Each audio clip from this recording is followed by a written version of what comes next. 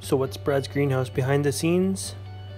Well, it's a quick look at the Japanese garden. Some rhodos are just starting to come out into bloom. You can see a few flecks of red in there. We did some trimming of the ferns. Japanese maples are coming out nicely. A beautiful group of Sarracenia flowers. It says Flava variation Cuprea and Flava rugulae. Horrible backlighting here, but beautiful flowers.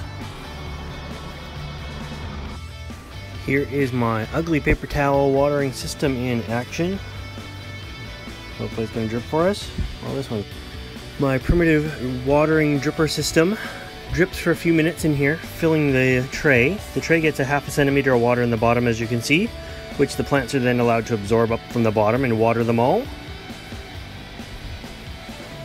Next door here I removed a pot so you can see the water in the bottom, and then the paper towel wicks the water out, and as long as the paper towel is below the tray, it slowly, over the course of a few hours, the water drips out, but it gives the plants a chance to soak.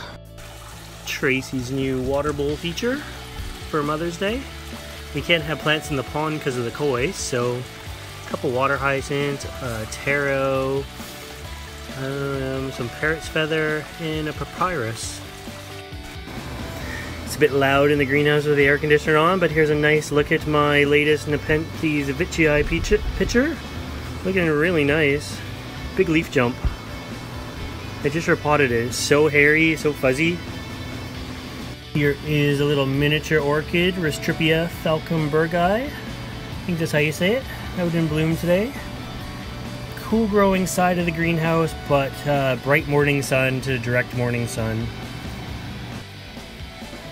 Just a quick look at Hoya parasitica variegated. It's such a nice plant. There's so many peduncles of flowers coming out right now. Everywhere. Definitely spring.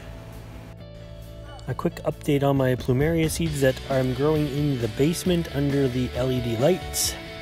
So far so good. They're in really poor soil, so I just gave them a little bit of fertilization. You can see some variegation in a lot of the leaves.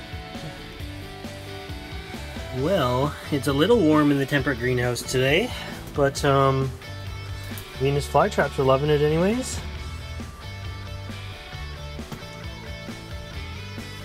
And that is some of Brad's greenhouse behind the scenes, but it's so much more. It's extra content and one-on-one questions and answers in a much just tighter knit community. So I hope you can join me over on Patreon, show your support, and check out what's going on, what's growing behind the scenes.